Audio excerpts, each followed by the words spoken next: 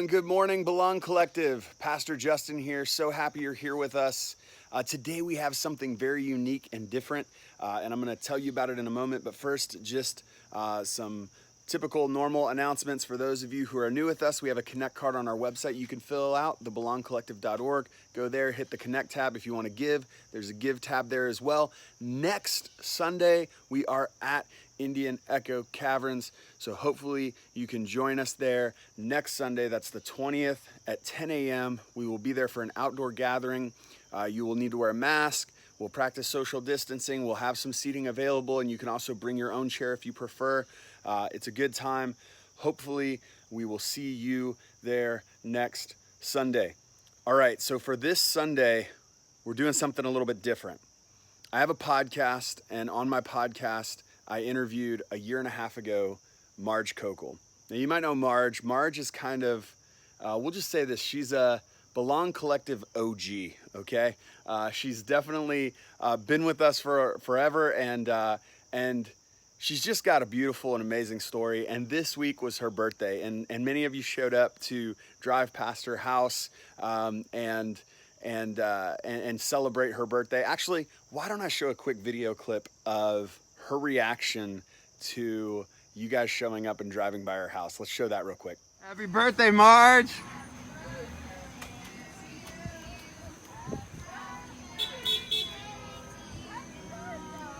You want to get closer? You can come to the edge of the steps.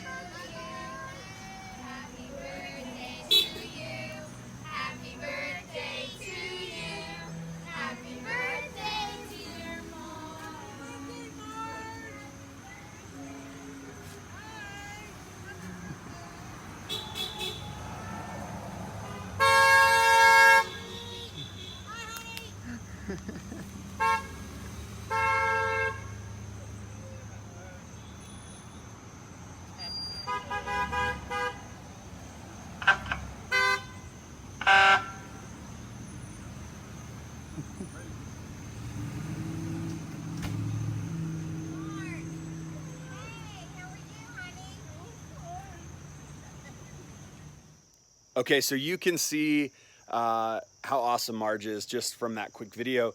Well, on my podcast, I interviewed her and we talked about her story. And she has a beautiful, amazing story. And one of the things about the Belong Collective is, like, we want to be inspired by people's stories and journeys, journeys of grace and failure and faith and difficulty.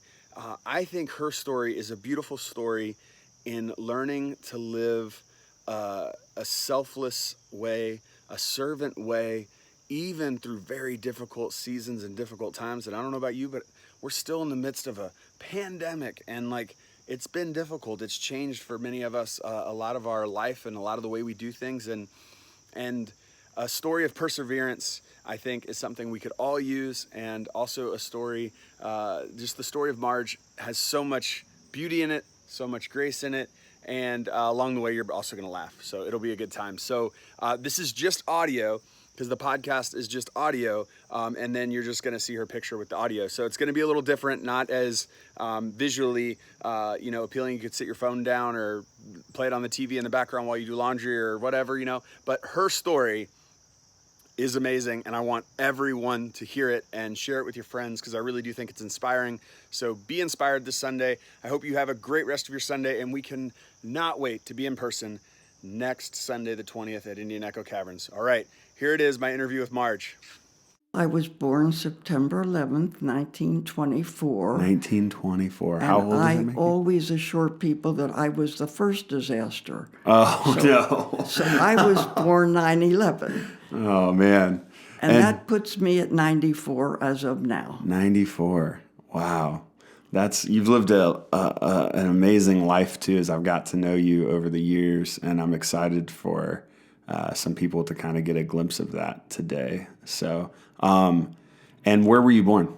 I was born at the Methodist Hospital in Baltimore, Maryland. Baltimore, Maryland. And you lived most of your life in Pennsylvania, though, right? Yes, I think I was about 6 months old when my mother and dad and brother, we moved to Pennsylvania. Yeah. And you worked for Hershey and, like, I mean, I don't know where you want to start your story. Where should we start if you were telling your story? Well, where would you start with people? If I was telling my story, I would say that I went to Cheltenham High School. Okay. And it was a wonderful experience. I did every athletic thing you could do.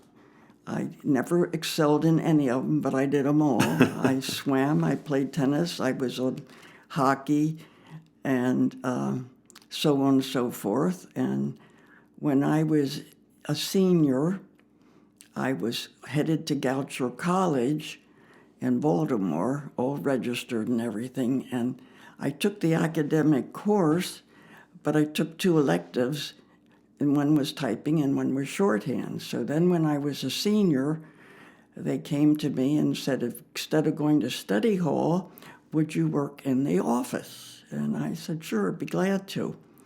So I worked in the office, and I was blessed with lots of wonderful friends, and I even managed to put them in detention hall because that was one of my jobs in the office. I'm sure you just couldn't stand having to do that, right? Well, that was great, and we remained friends thereafter.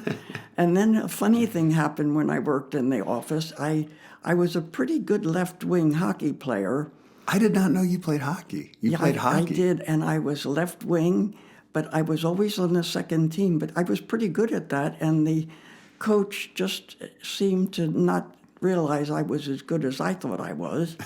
But then when I worked in the office, there was payback time because she never got to the top of the pile when she asked for anything. Oh. So I had a good memory.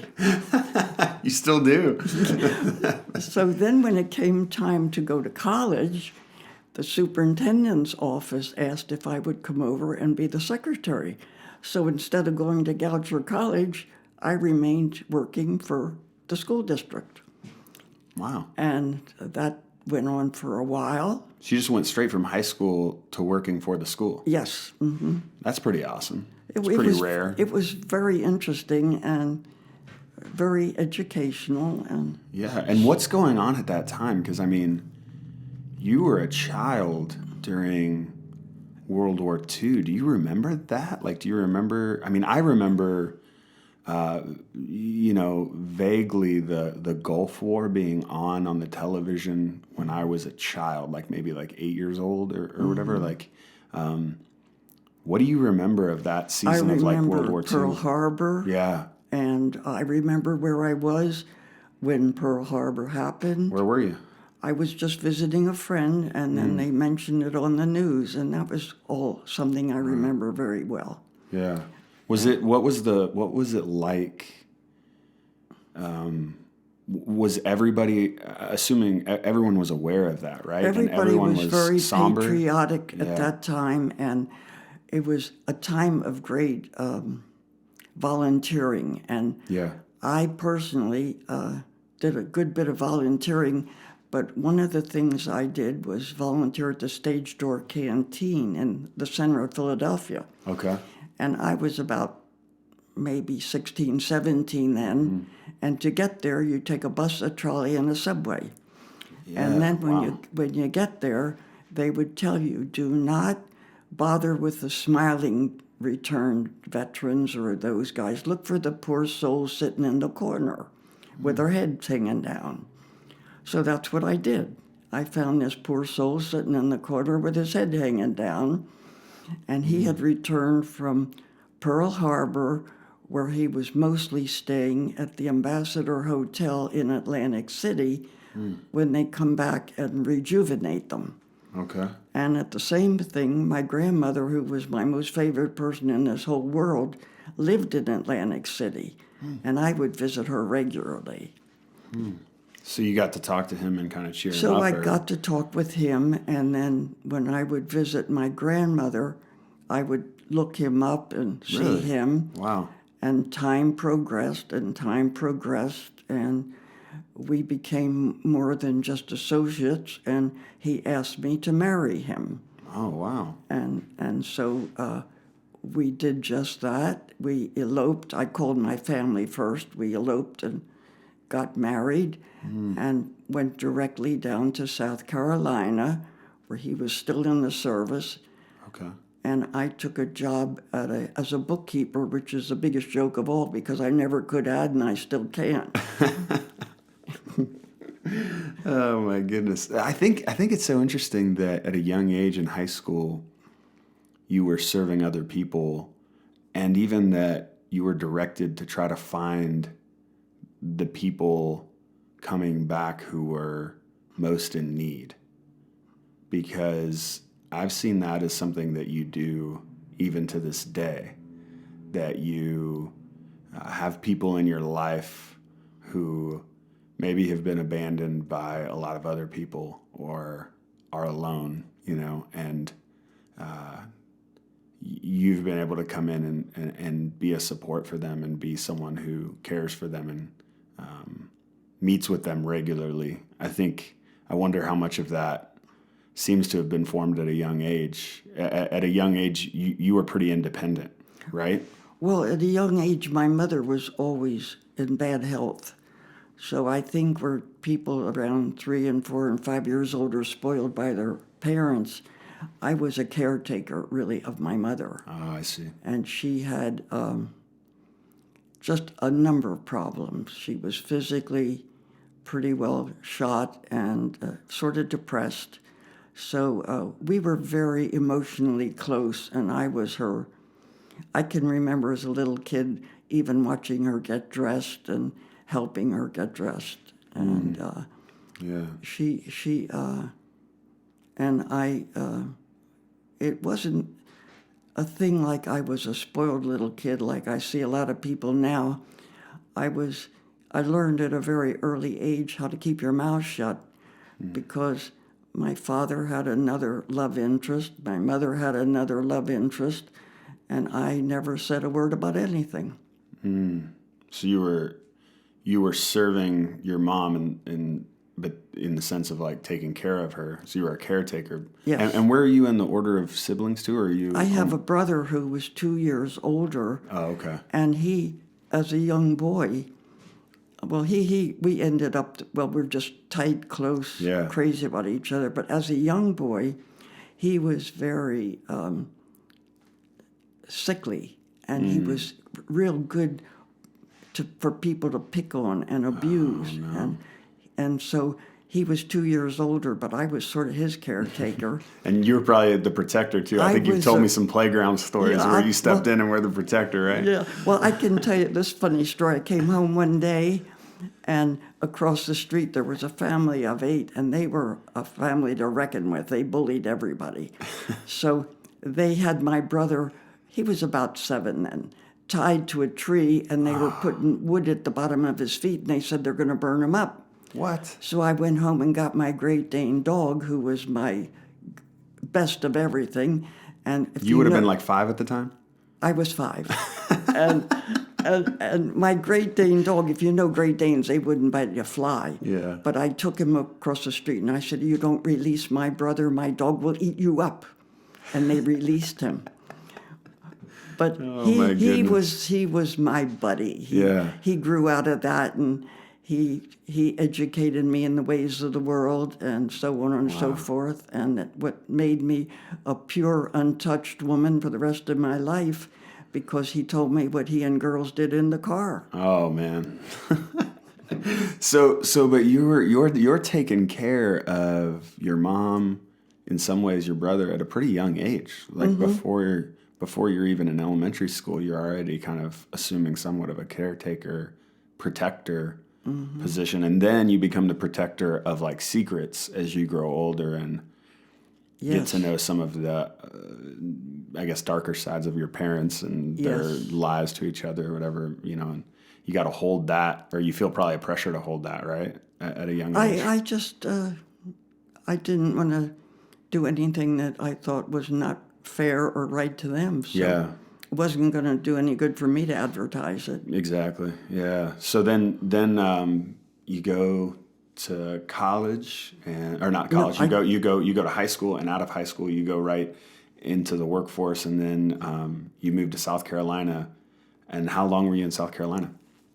About a year, and as I said, working as a bookkeeper was the biggest joke anybody would ever have because To this day, I can't do math. Yeah. And then you moved back here after that then? No, after that, we moved to Penn State, Oh, okay. where State College. I Okay. was lucky enough to put my husband through college for 4 years. Oh. And we lived there, and we had an apartment on the 3rd floor right on East College Avenue. Okay.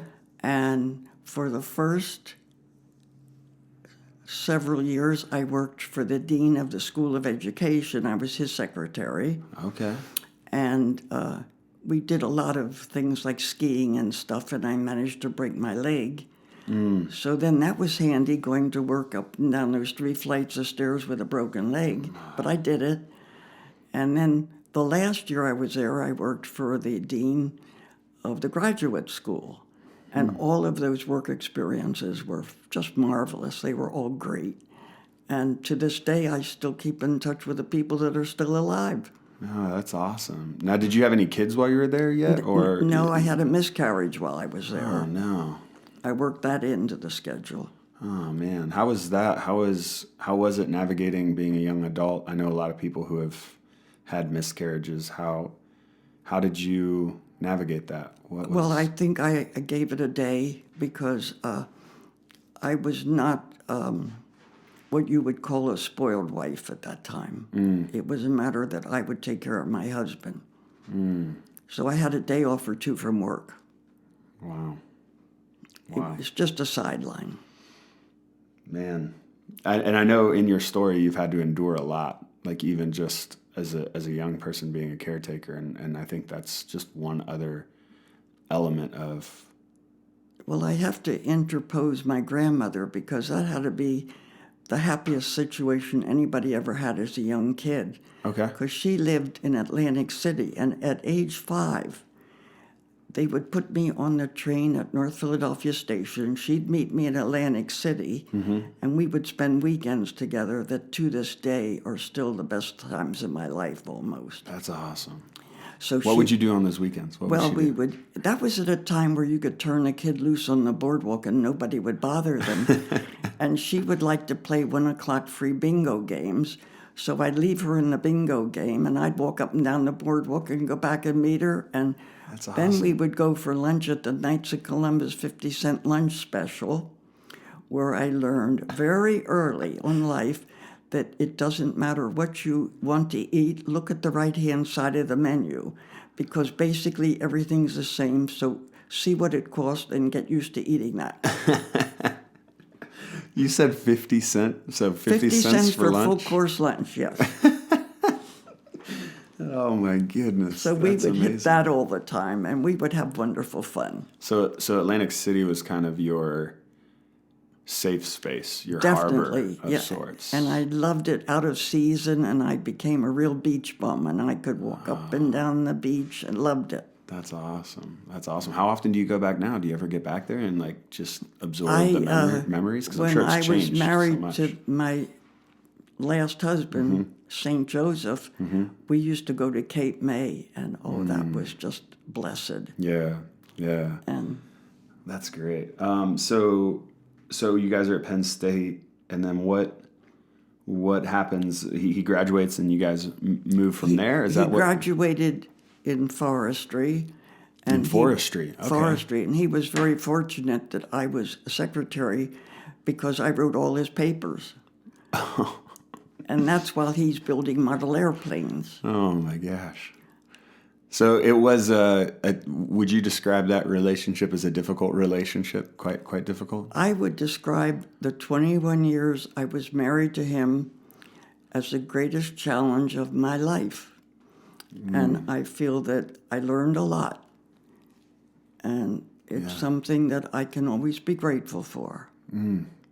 Grateful for the challenge, even for the difficulty. I like challenges. Yeah. I think a lot of people see the challenges in their life as like, man, I wish I didn't have this challenge. It seems like you see a challenge as an opportunity to grow or learn something or push yourself. At least that's what I've seen in your life. Well, what I am grateful for is I think every problem that you get over will make you stronger. And I, to this day, when people tell me they have a big problem like breaking a fingernail, I really would like to vomit, but I try not to.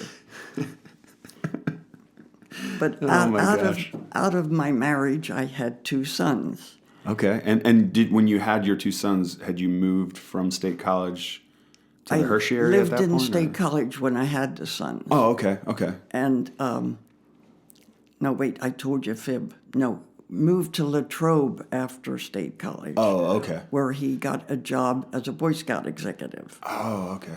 And that's where I had my 2 sons. And one was born in 1951, and that was Randy. Mm-hmm. And one was born in 1953, and that was Bruce. Mm-hmm. And after Bruce was born, well, it cracked 3 vertebrae in my back. Mm. And that sort of laid me low, which was followed by a spinal fusion. Oh, now, while this is all going on, you're more or less taking care of your boys and yourself. Yeah. And wow. It was, and then also as a Scout executive's wife in Latrobe, you're on call because whatever is needed for him to do, if he can't do it, you get to do it. Oh, man. So you get to be sort of more than one dimension to your life. Yeah, you have to balance a lot. Mm-hmm. And you're also managing the pain of your back. Yeah, I mean, that doesn't feel good. No, that's like debilitating type pain. Like it can keep you from. It isn't fun. How long did it take for you to recover from that, or to get back to a manageable place? To tell you the truth, something like that never ever really goes away for sure. You always have a certain amount of it, so you get used to it. Mm.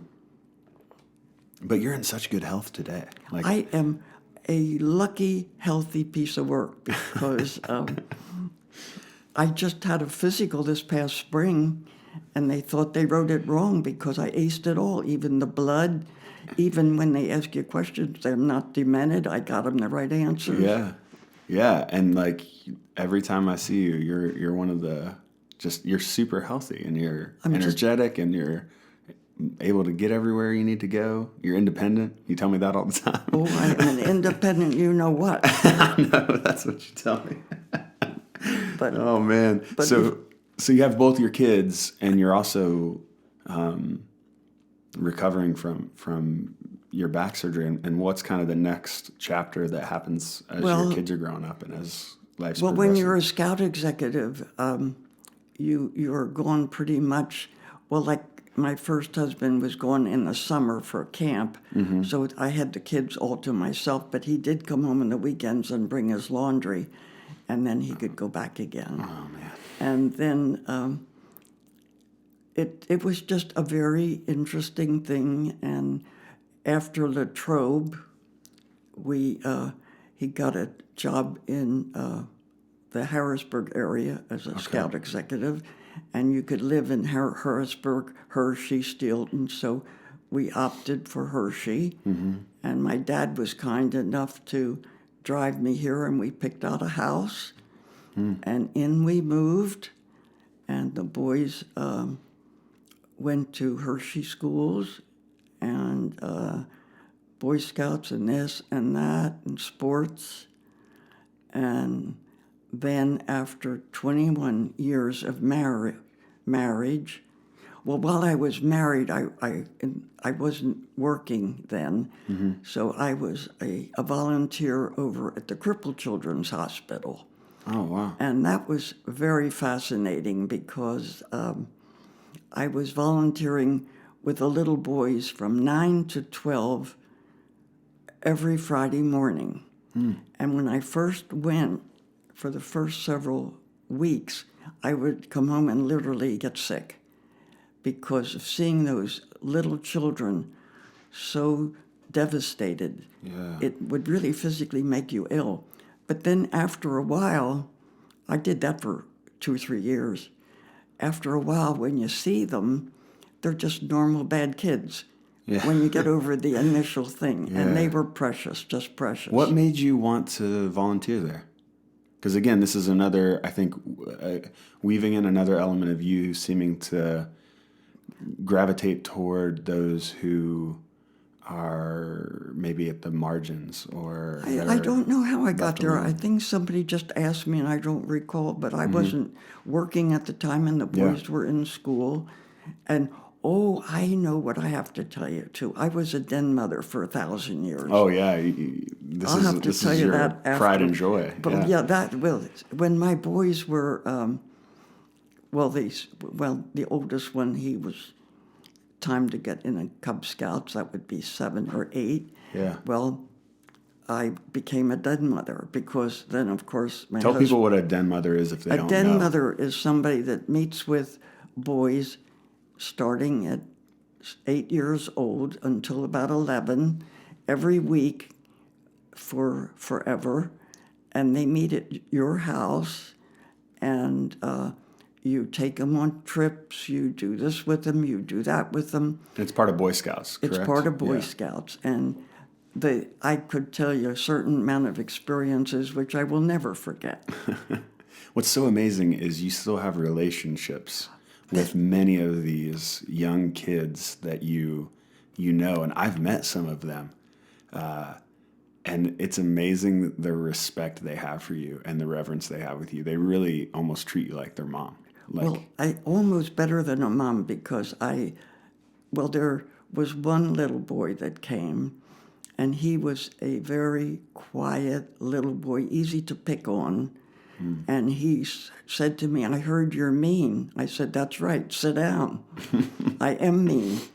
But the boys that I had at that time, well, now they're not 8 anymore, they're 65.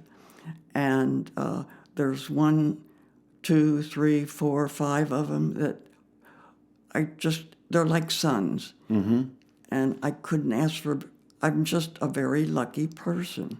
And you weren't mean. You were just the one demanding like that they have some discipline and have some learn respect. And I mean, they might have seen it as mean, but I know what was going on there. Well, somebody reminded me the other day that when I was taking them to the fire hall for, just a trip to the fire company, I saw a big boy picking on a little boy.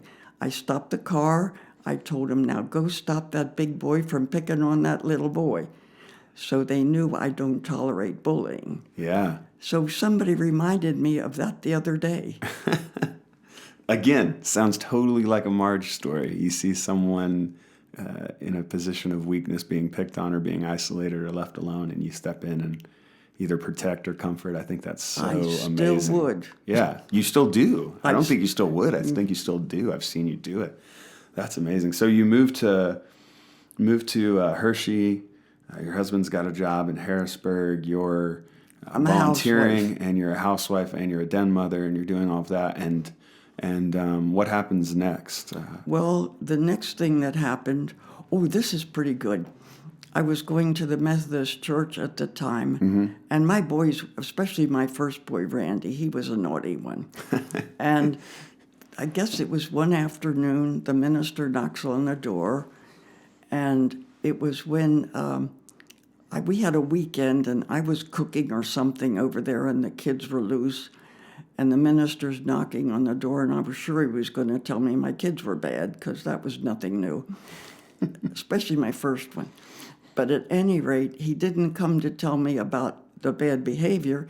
He came to tell me that my husband died in Georgia. Oh, no. So that was quite a shock, to say the least. And so what I did when I heard that was my oldest son, Randy, he was 12 at the time, and he was a typical naughty boy with a big heart. And I will never forget sitting him down on the couch and saying, "Randy, you are no longer a son here. You are my partner. You are not going to be bad anymore. You are going to be good, because I have to go to work as of tomorrow because we have a lot of debt." And so as of that day, and he said, "Okay, Marge," and he shook my hand, and he said, "From now on, you're Marge and I'm Randy." I said, "It's a deal." Wow. And you probably knew how to communicate what he needed to know because you had to grow up fast. And so you probably knew how to communicate to him like what it would look like to take on more responsibility and to grow up a little faster than maybe he was prior to that moment. Yeah, he straightened out very nicely because he wasn't what you call dangerous. He was just naughty. Yeah, sure. And testing the boundaries like all kids. like kinda all do. kids. Yeah. In fact, it was a good day when the police cars drove by and didn't stop because he'd be the first one they'd suspect. Oh, But man. he has turned out to be what you would say the best son anybody would ever want. He's great. I've met Randy. He's awesome. So how did you receive that news? Like, how did that impact you personally to have lost your husband while he was away in Georgia? Like, what was that? What was your emotional impact there? Well, I knew very much that there was a certain amount of debt that had been in the family, and I knew that the best thing to do is get to work. So I was very fortunate, and the doctor that I went to as a patient hired me, and the next day I was at work in the doctor's office. And I told my two boys, who were 12 and 10 at the time, that they too were going to have to grow up because they have to be responsible because I won't be home. And it was very challenging because when you work in a doctor's office, you work Saturdays, you work Wednesday nights, and so you teach them then how to cut the grass, how to shovel snow, how to do laundry, instead of being bad kids. Yeah, how to cook, how to do all that stuff for And themselves. they grew yeah. up pretty quick. Yeah. Now, I know you and I have spoke at a lot more detail than we'll probably speak here about your relationship with your first husband, but was there a sense of relief or a sense of, obviously the debt was a burden, but I know there was a lot of control and power dynamics in that relationship that had you often in a place where you were just feeling like you were the only one giving into the relationship or giving into the family. Or I don't know if that's accurate, but I'm just saying like that's kind of a summation of some of the things I've heard. The 21 years of being married to him, if I put it mildly, I would say were challenging. And when you are told that he passed away out of town, you half feel it was a gift from God. And I accepted it at that. And at that time, I vowed to be president of the Who Needs a Man Club. And I became even more independent. Yeah. And that's sort of what happens. And when I had that job at the medical center, everybody works hard and everybody works together. And it was a very nice experience. Yeah. So you were totally comfortable being single and being independent and just doing that. But then something changed, something happened, right? You met somebody? Well, that was, let's see. How long between? Well, it was about 2 years after Okay. my husband died while I'm still volunteering at the Crippled Children's Hospital. No, where I wasn't volunteering. I was volunteering a little bit on Saturdays because I worked all the other days most of the time. But then oh, wait, I forgot Did something. we skip some stuff? No, Sorry, you I go ahead forgot and go something. back. When I was still not working and when I was still married, I would volunteer. They had come to me at the Elizabethtown Crippled Children's Hospital, finding out that I had been a den mother. Okay. And that's why I'm still volunteering on Friday mornings before my husband passed away. And they said, am I available on Tuesday nights? Because they were starting a Cub Scout den there, and the den chief Cub Master was not too good with keeping things in order. And they had heard I do keep things in order. They heard right. So they heard right. So I went and I took my oldest son, Randy, as a den chief with me in his Cub Scout uniform. And the first thing I did was put on this ugly, ugly face to these kids who would come in with strollers and crutches and wheelchairs, and then when they'd disappear again. And I told them right off the bat, I heard you are not respectful to your Cub Master. I said, I am mean. That's why they hired me. But from now on, you be good or you'll be sorry. But if you're good, you'll be glad. So I did that for about 2.5 years while my husband was still living. Yeah. And then when I was still there on Friday mornings, all the nurses would come to me and say, will you see him on Tuesday nights? Tell him we like him. We'd like to be with him, et cetera, because he was a bachelor, and he was a handsome man. He was a perfect gentleman, and there's no reason in the world that they wouldn't be after him. Sure. So every time I'd go on Friday, they'd say, well, can you put in another good word for us on Tuesday? So I did all that for about 2.5 years. And then things changed, and I had to quit that because I had to go to work. Yeah. And then how long until, what, you said 2 years? Well, then it was right after my husband died. The Cub Master, his name was Joseph Kokel. He gave me a call, and he said that he had heard that my husband died, and if there was anything I ever needed, since I was good to the Scouts, he would be good to me. And thinking back, he would take my boys to the orthodontist and do different things like that. And then there was a dietitian there that had the hots for him. So they came to visit me one evening, and she looked around the house, and I'll never forget this. She opened up the boys' closet and said, when were you born? I said, September. She said, well, they're supposed to be neat and tidy, and this is a mess. And what she was really trying to do was ingratiate herself to Joseph and make me look bad, but that didn't matter. But then this sort of went on just a little bit like that. And then I guess a year after Russ died, I sold my kids wanted to do something. They wanted to go on a trip. So I sold my life insurance and took the two of them and me on a cruise to Bermuda. And the whole time on the cruise, they didn't like being cooped up in the stateroom, and they saw all these pictures of riding motorbikes, and can we ride a motorbike, and can we ride a motorbike? And I said, sure. So 15 minutes off the cruise ship, we find motorbikes, and fortunately, they were on one together, and I was on one alone.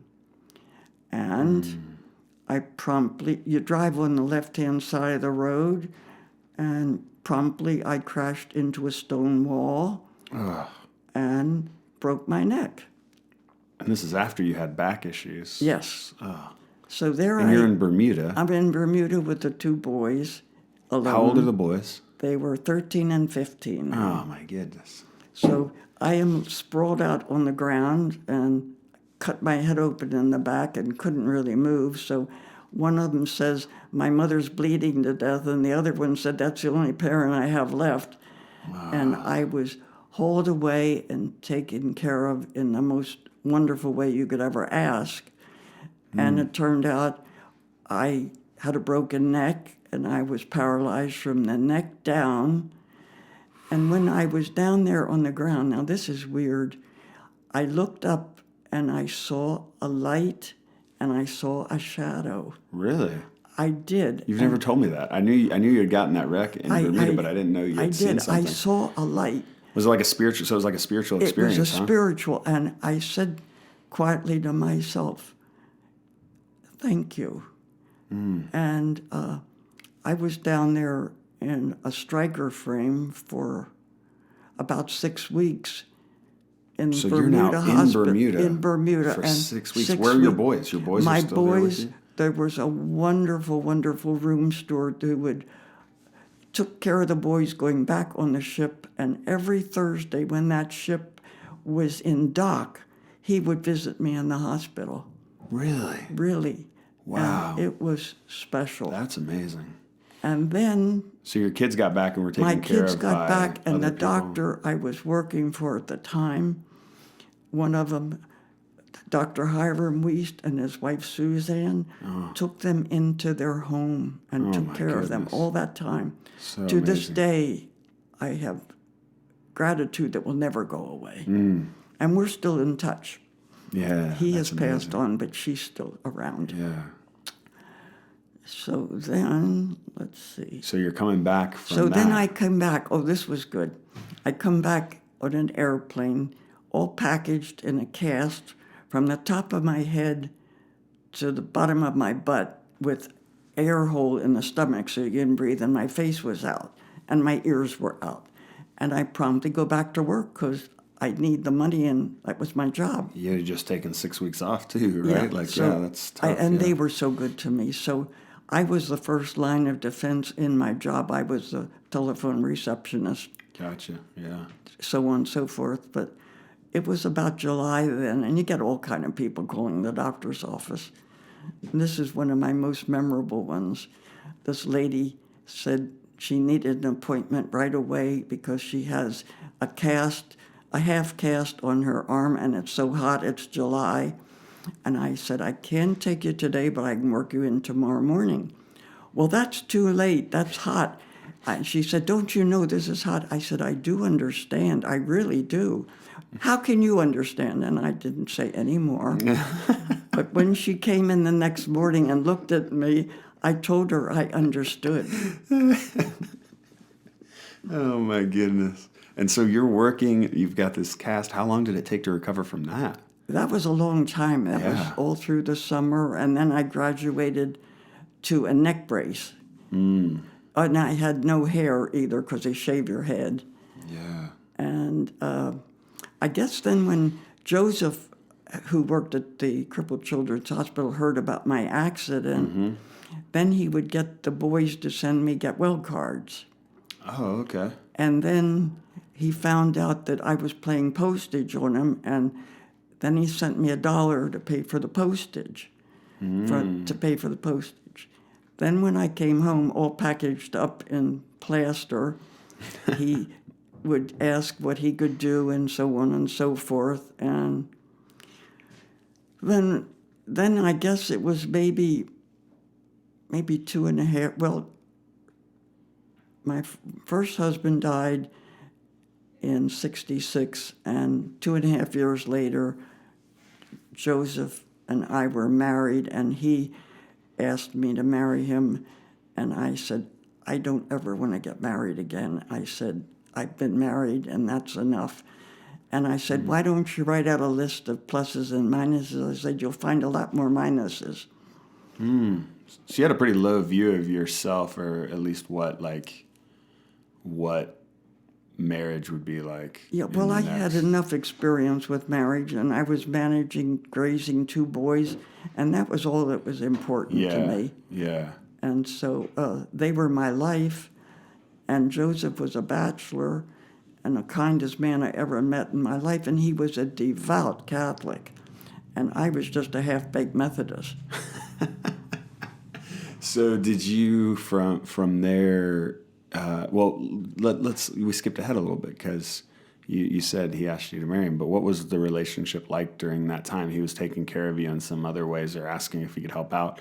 Did you guys have a period of dating or a period of like going out at all? Or? Oh yes, he did invite me out for get out.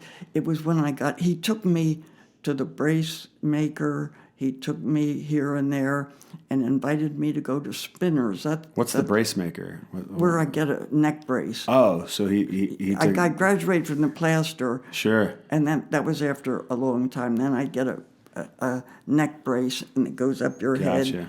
And So he's driving you around. He's You guys are driving me building a around. relationship through just probably being in the car together and like the kindest thing you could ever ask. Yeah. So then he invites me for dinner, and I have no hair. And so a neighbor was real nice and gave me some hair that put on the top of this bald head with this neck brace. And off we went to dinner at Spinner's at that time. And What's Spinners? What was Spinners, Spinner's like? is now down on Chocolate Avenue, and Okay. it's got another name. It escapes me just now. But Okay. it's down there. But what kind of place was it? Was it, It was like a fancy dinner place. fancy dinner place? Fancy Okay. dinner place. Oh, wow. And it was very nice. And thereafter, we would go on little, I think he took me to the seashore for a day. Okay. And we walked the boardwalk. And eventually, he talked about getting married again. Yeah. And then we got to the point where we went to the priest. Now, but hold on, before we get there, so he asked you, you said no, and then you kept and he kept kind of insisting. Is that kind of what happened, or what? Then he said, "I'd like to meet your father." Okay. Then we drive down to meet my father, because he had to be proper and ask my father if he could marry me. Wow. And then my father, first thing out of his mouth, he said, "She likes to buy shoes." Oh man. Yeah. So he did everything that a superhuman gentleman would do, and Yeah, this is probably a good time to like pause and say, let's talk about Joseph's story. oh, that would be Because wonderful. He had an amazing story prior to meeting you and prior to asking to marry you. Well, you want to just give a brief overview of his experience? I should indeed, because he was Superman if ever there was one. Yeah. Go ahead and tell us a little bit about his experience prior to being in PA and prior to Well, meeting you. he should really be called Saint Joseph, because he was born in the United States at White Valley, where it's out near Pittsburgh. And his family origin were Slovenians. And his father worked in the coal mines in Pittsburgh, and his mother wanted to go back to Slovenia, and she took the children back to Slovenia, and that would be during World War II. So then when the Germans invaded Slovenia, they knocked on his door and said he is going to join the German army. And he was about 18 at that time, and he said he was not going to join the German army because he was an American citizen. So they put him in a concentration camp for 4 years. And in that 4-year period, his one hot meal a week, basically speaking, was boiled potato skins on Sundays. Other than that, I don't know what he ate or how he did it. But he came out of the concentration camp with no teeth because they knocked him out. He weighed 86 pounds, and he had tuberculosis. And when he got out of the concentration camp, he won't speak too much. He never spoke too much about it. You just got the bare essentials. Yeah. But it certainly made him what he was, and it made the impact on how he lived his life like a pure saint, which is what he was. Wow. And he then went to out near Pittsburgh again, where he worked as a brace maker. And then after some time there, that's when he went to Elizabethtown and was making braces there. But his life was so severely programmed on that survival method, and he never lost his faith. He never lost his kindness. It just got more and more and more and more. Wow. So from 18 to 22, he was in a concentration camp, and I'm sure he saw all kinds of things that you said he never he would never talk about it. Yeah. And, I mean, Yeah, go ahead. I didn't mean to interrupt No, you. you're The fine. one thing that he must have learned as a real lesson, he had, as a Slovenian, he always he'd say V for W. And there's one thing he could not stand in any way, shape, or form was the waste of anything, especially food. Yeah. You don't take anything on your plate you're not going to eat, because having been hungry for 4 years, he wasted nothing. Yeah. And then when we had a flood, I'm digressing but getting ahead of my story a You're little. fine. We had the flood in Agnes in 72, when everybody was throwing their food away and lined them up in the alley in garbage cans. He'd go through all the garbage cans and take out all the food and bring it home. Wow. It was, Yeah, I mean, when you live in that survival mode, it's hard you never get out of it. it's hard to get out of it, yeah. But it's amazing that he still had the capacity to be in a healthy, loving relationship even after enduring all that pain. It was amazing. And I think his faith, his big faith got him through it, because he was very devout in his religion. Yeah, wow. So, so you knew all this going in, obviously. You knew his Yes. backstory, and you got to know him and got to hear his experience. And we would visit his family, and he took me out to visit his niece and those on a weekend trip before we ever, I think we were engaged then. Yeah. And he was so proper. He was so proper. Yeah, so you guys end up getting married.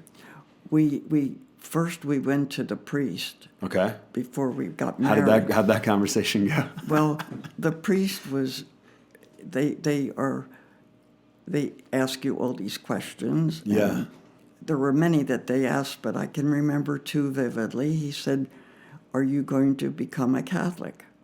I said, "I'm not even a good Methodist, and I would be a very bad Catholic, but I will not interfere with any time or money he wants to spend in the church. I will support him." And the other thing was, "If you have children, will they be raised Catholic?"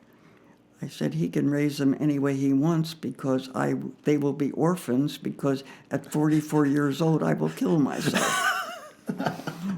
So those were the two I recall. And he was like, "That's enough. I'll marry you guys." Is that pretty much what he said? Then he said he has no worry at all about us being married, because most people tell him things they think they want to hear. And I said it straight out. Can I say that's one of the things I appreciate about you?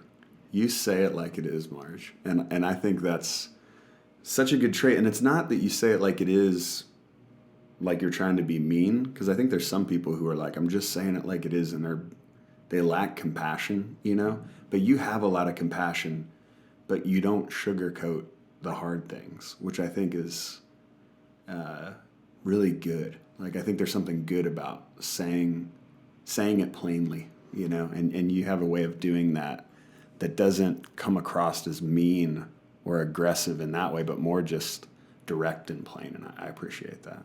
Well, I thank you for that. But see, as you get older and your memory fails you, if you don't have to remember what lies you said. If you just say it, then it's there. Your memory doesn't fail you, though. You have an amazing memory. That's what's so great. So you guys get married, and what's that like? I mean, from what you've told me, I know it was just amazing. It was like truly being born again, because all of my life up until then, I had been the doer. Mm-hmm. I had never really been so spoiled in my life until the day I got married to Joseph. And I mean spoiled. Explain some of the ways that he spoiled you. There was nothing he didn't do to spoil me. I mean, he outguessed any desire I might would have had, and then he did it. And I was working at the time, and he would meet me, and you have no control sometime when you get out of work, and he was always patient. It was like a heaven on earth marriage. And I guess, we were so blessed. We went on 32 elder hostels, And we had the best times. And What are those elder hostels, meaning like traveling and... where you go to, say you go down to Williamsburg Sure. for a week, stay at the lodge, see the backings and the ins and the outs of the whole operation in Williamsburg for like a tenth of what it would cost you to go there on a vacation. Okay. So we did 32 elder hostels. We Wow. went everywhere, and we traveled, we took cruises. We lived it up when we got the opportunity. Yeah. And then as time progressed, and he managed to get Alzheimer's. And What was that like, journeying through that was another education that you'll never forget, because it's a progression of watching the person that you love just slowly deteriorate. But unlike most people that got Alzheimer's, and I unfortunately have a lot of experience with that too, Yeah. is he was never anything but good, kind, sweet, wonderful. And I took care of him at home for 9 years. And Wow. I couldn't, it finally got to the point where you really got physically ill. So I had to put him in Country Meadows in the Alzheimer's unit. But I would go over every day at lunch, and I would go over every day at supper, and I'd spend just about the day with them. And you learn a lot. And you see other people with Alzheimer's. Now, Joseph, having grown up without things, he had interesting little quirks. Like, he would never throw anything away, so if they put flowers out on all the tables for decoration, they'd end up in his room in his drawer because he didn't want them to go to waste. Yeah. So he would collect things like that. And then he was a very gentle, kind soul. Yeah. And it deteriorated and deteriorated. And then you have to take another step and go to another. He fell down and broke his hip. And so we went over and had a sip, and I stayed on the floor in the room with him because at that point he couldn't really communicate. So then they went from Country Meadows to Fry Village, where they have different kind of care. Yeah. And that's over in Middletown, and they were very good also, and I was over there every day also. And around what year is this taking place, right? He Omar, son? passed away in 1986. Okay. And is this toward that, right around that time? it was, he passed away December 17, 2000. Okay. And, sorry, he passed away December 17th? 17th, and his birthday was Christmas Day. Oh, okay. He was the second coming of anybody. So he passed away in 2000, but where we're at in the story right now is... We're about in 2000. In 2000, okay. So it was toward the end that he It was got toward the end, into and the... it's amazing how God does guide you in this world, because I never would go over before lunch. And this particular Sunday, for some reason, I decided I'd take the newspaper and just go over early. Yeah. And I went over to Fry Village, and there was somebody waiting at the door for me. Said they were trying to call me because he is just about gone. And I went in, and we were holding hands, and I was there when he passed. And that was another good gift. How long did he battle with Alzheimer's then? Like 10 years? Pardon? Was it like 10 years 10 of him years. battling with Alzheimer's then?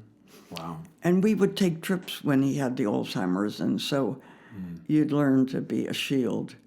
Yeah. Early on, it was pretty easy probably to manage, and it got progressively more difficult. But he never got to be mean or ugly like people that's really do. good. Never, never. Yeah. Not a mean. Now, he might have been, at the end, the only thing he could eat or drink was thickened water. And most of the time, his head was laid over and his eyes were closed. But if I gave him thickened water on a spoon, he would take it. If anybody else did, he'd smack their hand. But he just didn't want it. he always treated me like I was something special, but he was the one that was special. Wow.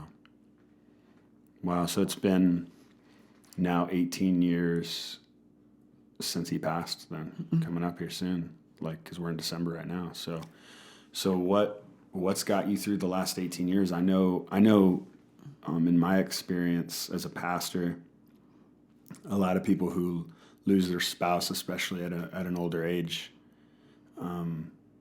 it can be very difficult for them to go on. There's even there's a legit thing called broken heart syndrome. Like, that's a real thing I've learned. So how did you endure that on top of everything else you've endured in your life and continued on and kind of... Well, you get a pretty good education when you're with someone with Alzheimer's. So then what you do is try to help other people who are in the same fix. And I went to Alzheimer's meetings, and I can remember one time telling them that you can read all the books you want on Alzheimer's, but one of the things they're not going to tell you that you're going to regret later in life is if you think it's too important to go to the grocery store than to lay with your husband and hold hands when he's going to sleep, lay there with him and hold his hand, because you'll have a guilty feeling if you don't. And I have no guilt whatever about my time with Joseph. So you savored every moment that you could with him. Wow.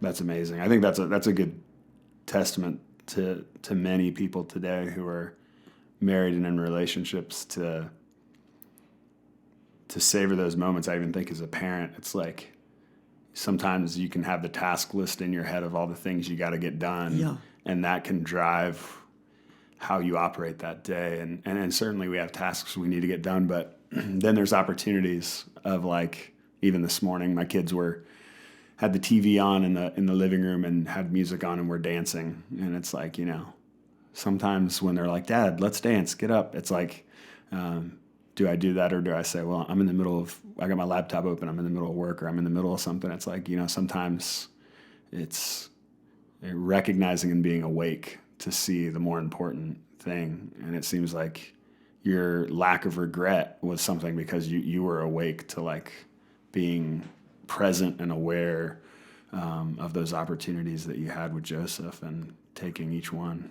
Well, I just think God gave me that gift of Joseph, and he was so pure and so good and so perfect that it was a taste of, like, something you've never seen in your life before. And the only person I think that I have to live with really is myself. And I'm at peace with myself. Yeah. So what do you do these days to pass the time? I stay busy. You do stay busy. I am very, very, very fortunate. The people that I work with still talk to me. My boss still takes me out for dinner. The coworkers still associate with me. These are all your former bosses and all your former coworkers. Yeah. Yeah. And we never said you worked for Hershey for a little bit. Yeah, I did. Yeah. I worked for Hershey for over 20 years. Yeah. Yeah. So that's where... In fact, I didn't behave too well at Hershey when I worked there. Imagine that. Marge getting into trouble. Marge was always Marge, and Marge worked at Hershey, and I'm a hard worker, and I worked, so I didn't have to do any kissing of anybody's butts. So the different CEOs were all wonderful. That we had a great relationship, and there was one in particular that before I ever went to Hershey to work, he and I were co-presidents of a Sunday school class. Oh, okay. So we were, quote, friends. Yeah. So just because he was CEO didn't mean I wouldn't goose him when he was walking up the hall. And it wouldn't mean I wouldn't lock him in a closet. And things like that. Oh, Marge, you would have been so much fun to work with. I could just imagine a work day with Marge in the office running things. We had great, we worked hard and played hard. Oh, I bet. That's awesome. That's so good. That's so good. So today, you keep busy. I know you go visit a lot of people who are in nursing homes or who are, I would say a lot of people who are forgotten, whether that's by their family or by their friends or just don't have a whole lot of people that are present in their lives. You're kind of filling that role and being present and caring for them. Like, serving them in a tangible way. I was out at a Christmas party last night at Columbia Cottage, where I visit regularly, a person who actually doesn't have any visitors, so to speak. And that's rewarding to me because he also has some mental problems, and having that experience with Alzheimer's people, I'm able to help in that. And if you go in and see somebody all riled up and you leave and they're quieted down, that makes you feel good. Yeah. And I have a couple customers that are in nursing homes I like to visit. And What an amazing testimony, though, to be 94 years old and to still be like, I got to give back. I gotta help others. Part of my purpose. I think so many people see life as like this.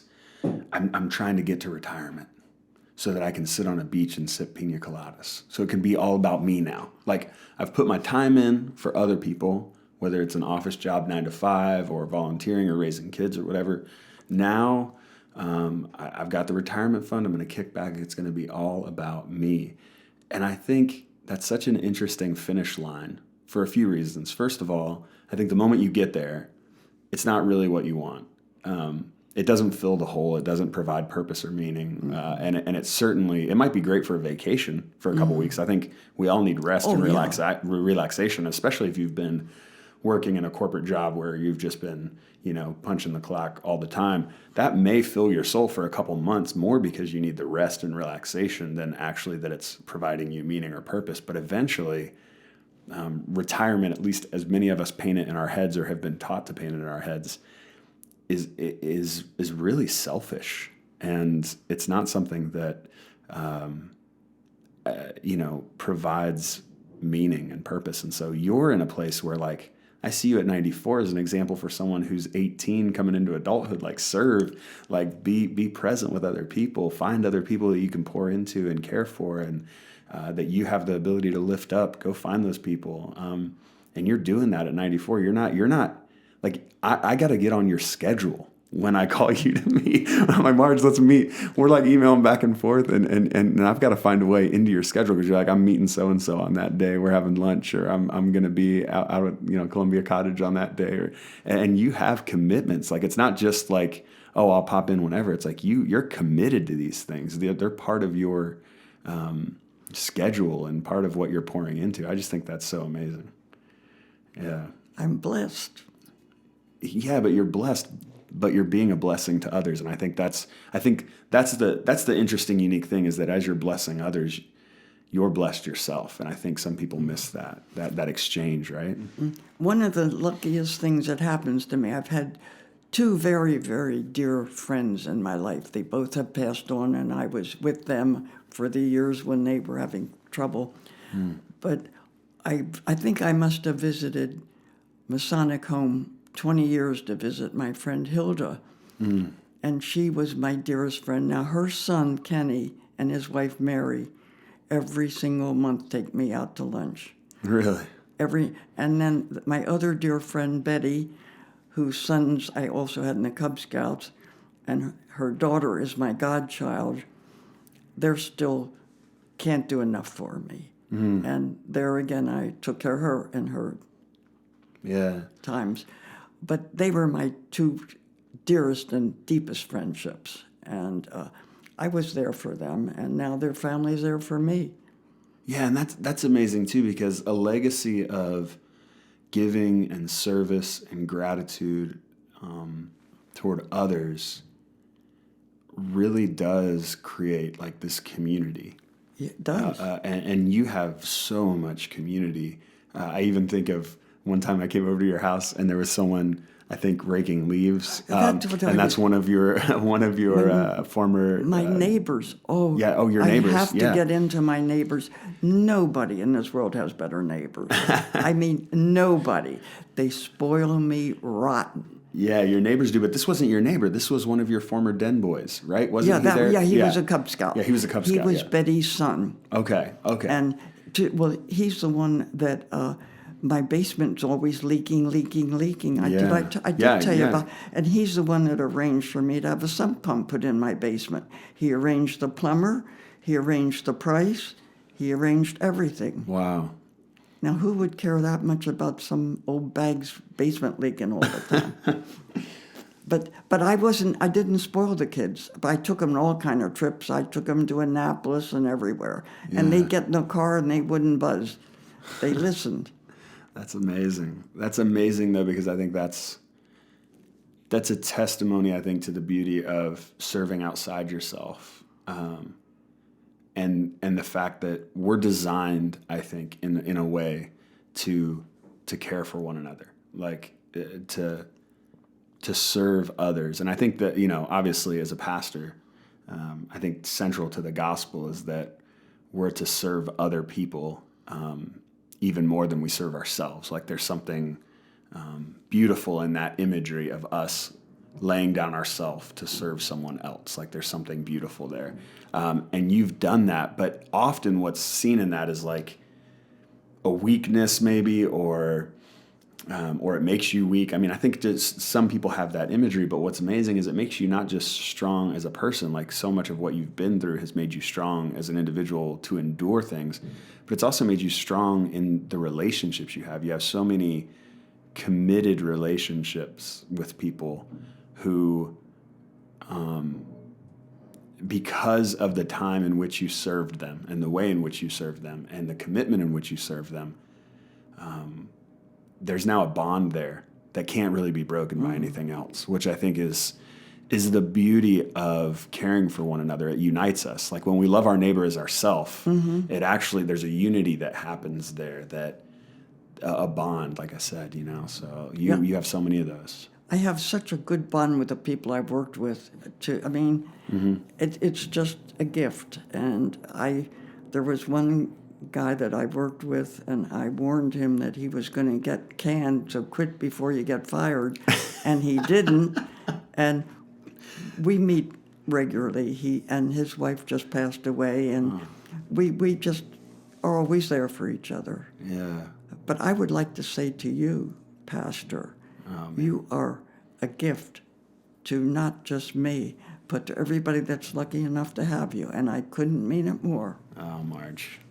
Thank you for that, Marge. Marge, you're a gift to the Bridge. We love having you at the Bridge. Well, hey, we'll have to do this again sometime. It's been awesome to hear your story. I'm sure there's so much more of it that we could dive deeper into. And do you have anything you want to tell people who are processing this? Maybe anybody who might be considering volunteering and serving, or someone who's maybe going through a season of difficulty, whatever, we've touched on so many different topics. Is there any way you want to wrap this up or encourage people to learn from your story?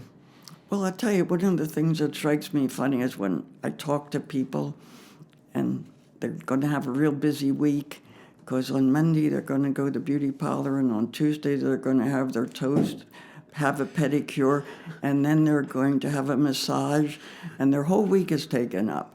And I thought, rather you than me. Wow. So the moral of the story there, get outside yourself, do something for somebody else. Maybe that would be not the way I want to live, put it that way. Yeah. Well, that's amazing. Thank you, Marge, for taking time to share your story and just share what you're about. Really appreciate it. Thank you, Justin, for sitting here and listening.